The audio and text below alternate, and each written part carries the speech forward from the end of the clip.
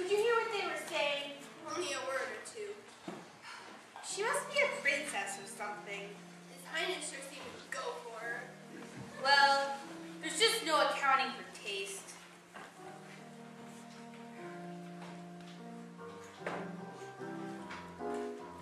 Why would a fellow want a girl like her? A frail and fluffy beauty.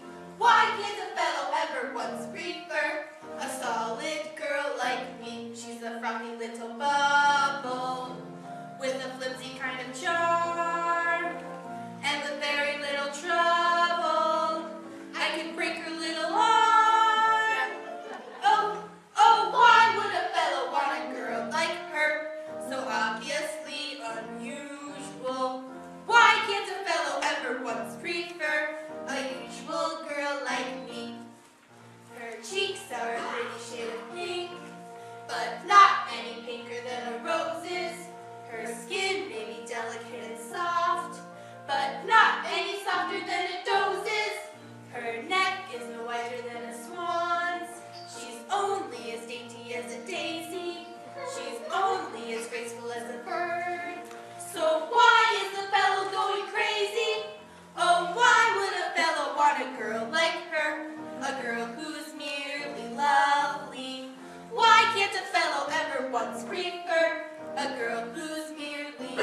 She's a frothy little bubble with a frilly sort of air, and with very little trouble I could pull out all her hair. Oh, why would a fellow want a girl like her? A girl who's merely lovely.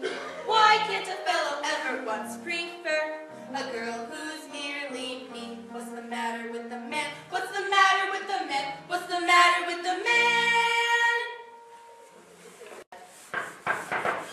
Who could that be at this hour unannounced? It's the royal steward! Oh, I can't see that! Miss Cinderella, takes my boa! Right back, Cinderella! Cinderella, my jacket! Why would he be here? He's come to call on me. Don't obviously sneak. Ow! Cinderella, get that bucket out of here! Cinderella, this isn't my jacket! It's inside out. I think I broke my toe. You? I almost broke my arm getting this jacket. Cinderella, take that vase to the kitchen and wait there till my guest is gone and I've come to call on you. Am I understood? Yes, stepmother. All right, girls, a lesson in how to greet your suitor.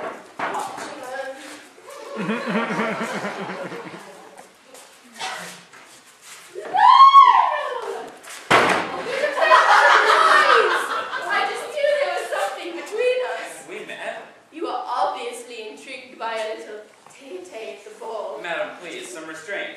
Restraint above all else. Presenting His Highness Prince Christopher.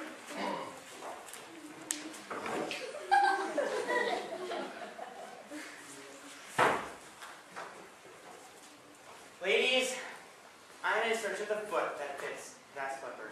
She lost it at the ball. Really?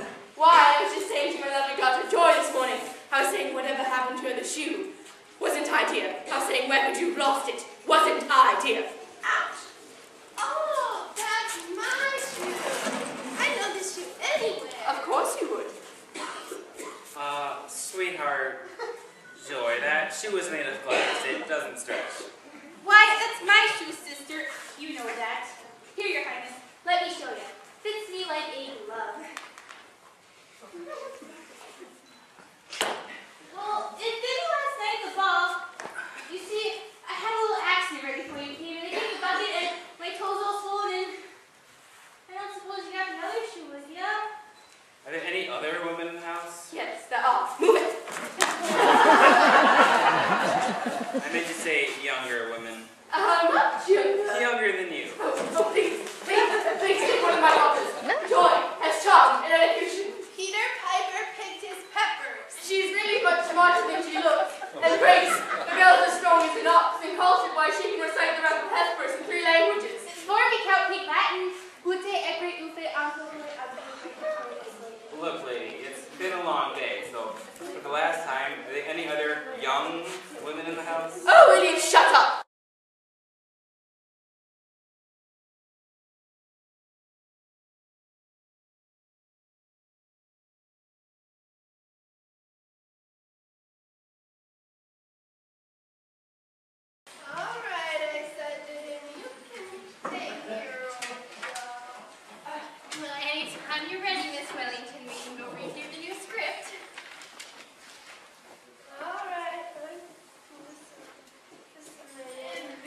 thing is, Miss Wellington, and I hope you don't mind me asking this, but you don't drink when you're on stage, do you, Miss Wellington?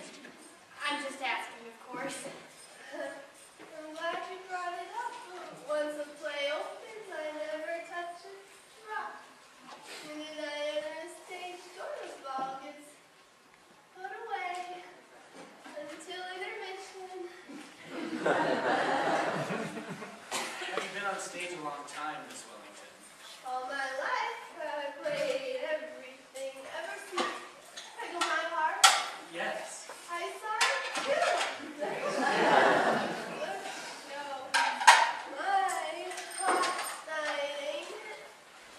You want me to open a window, Miss Wellington? Oh no, the hell Mr. Weather. Say, he's really She's just acting. That's all.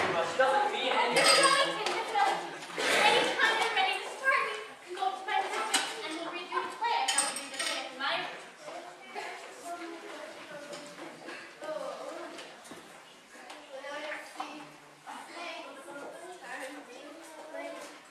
Oh, but Miss Wellington, those are real snakes. Those are grandma's. Oh, Miss Wellington, I hope she's not. Oh dear.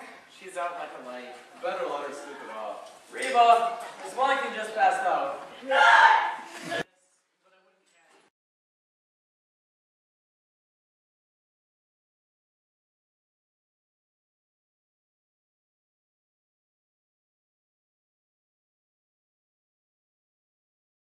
Now this.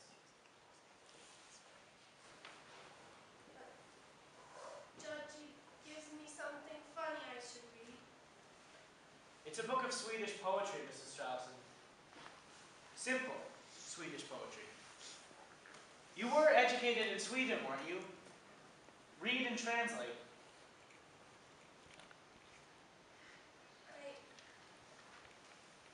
I can't read it. I think you better tell your story to the jury, Mrs. Straussen.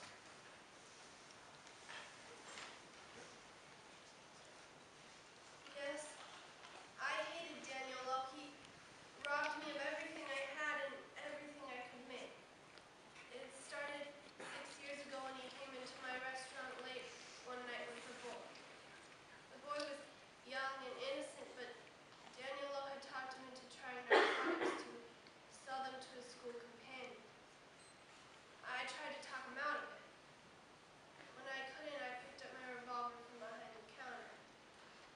I wasn't going to do anything, I was just going to scare Lowe, but the boy jumped at me, bumped my arm, and the revolver went up. He was dead and I was frantic, so when Daniel Lowe offered to take the boy's body out to the lake, I let him. The police found the body, but they never solved the killing. I tried to make it up to Mr. Barkley, I tried. I gave up my restaurant, came to your hotel, and worked for almost nothing. He took everything. Daniel Lowe didn't come to the Maydell by accident that day. He came because he knew I was there. And he was going to try and get me to pay him more. When I saw him, I gave no sign. Neither did he. I didn't go home that afternoon. When I saw Mrs. Lowe leave, I went upstairs and awaited my chance. No, Doctor, Daniel Lowe's face didn't show fear. He wasn't afraid. He wasn't afraid of the tame little mouse he blackmailed for 6 years. He just laughed. I'm sorry I let them think it was you, but you were married to him. I thought you were like him. It is the function of this jury to pass on the guilt or innocence of Maxine Lowe. Nothing more. Your Honor, Minnie Straussen isn't guilty of this crime. She's confessing to it to try to protect the real killer. Mrs. Straussen, you did leave the hotel in the afternoon of May 17th. And you didn't return again that afternoon. You were on the other side of the city, helping Miss White with some cleaning. It's no use, Mrs. Straussen. We've had it all checked. You've given up 6 years of your life already for something you weren't to blame for. Something that happened when you were trying to do good. You've sacrificed 6 years of your life already. But you can't sacrifice any more for Mr. Vincent Barkley. Where do you think you're going, Mr. Vincent Barkley? All right. Yes, I shot him. And she knew I shot him. She's always been able to read my mind. Well, there's something you'll never be able to see that's in my mind. It's that I knew who killed my son. Did you think I wouldn't find out? I've had you traced every time you met Lowe. I've known for years. But I wanted to let him live. I wanted to let him live until I could see you in poverty, depending on me for every crust of bread. And I want to see you burn for it. I want to see them both burn for it. Why didn't you let me see them burn? He's insane. Take him away. It won't hurt a little bit. Don't worry, Mrs. Robson. I believe that is a case that will never come to court. Please, come take a seat.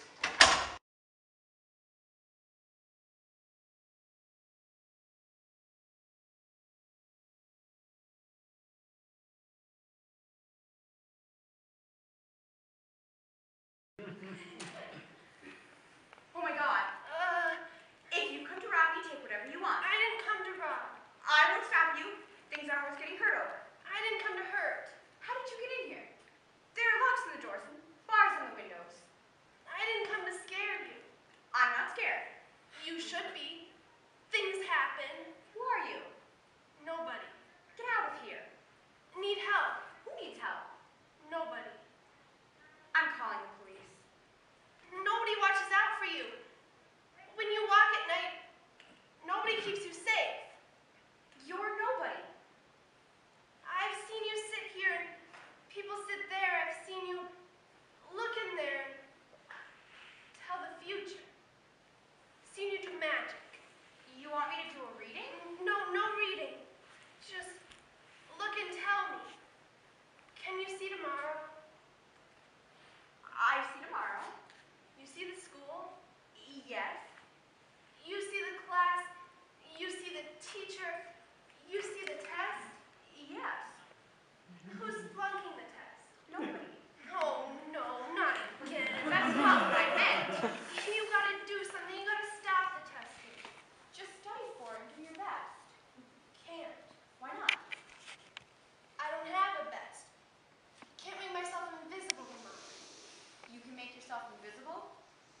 Easy. Just sit behind a fat kid and no one notices. Teachers only see the smart ones and the bad ones. They don't even see the rest. You're the one that's been spray painting dirty words on my fence. Oh. So it is you. You have no future as a vandal if you can't even spell your swear words. Just like a teacher, all they see is dumb. All they know is stupid. Are you stupid? That's what they think. What do you think? I don't know. Do you want to be stupid? No. Then don't be. How? Decide you're smart and go on from there. What? Write your name on that wall. But it's inside. You wrote on my fence. That was outside. Go ahead. As soon as I die, they'll flatten this old rat trap with a bulldozer anyways. Might as well make these walls good for something. Now go ahead. Whatever you'd like, as long as it's more than 4 letters. You can't read or write, can you? No. How old are you? Too old. Me too. Never mind. Wait a minute. Take this note to your teacher. As soon as she reads it, she'll tell you to go home. Do you have any sunglasses? Shades? Wear them to school tomorrow and don't take them off. Please excuse my granddaughter from school tomorrow as she has very contagious conjunctivitis. Huh? Pink eye. Now here's your magic, but the spell is only temporary. Sooner or later, you're going to have to tell someone you can't read and get some help. How come you're doing this? I never knew nobody was watching out for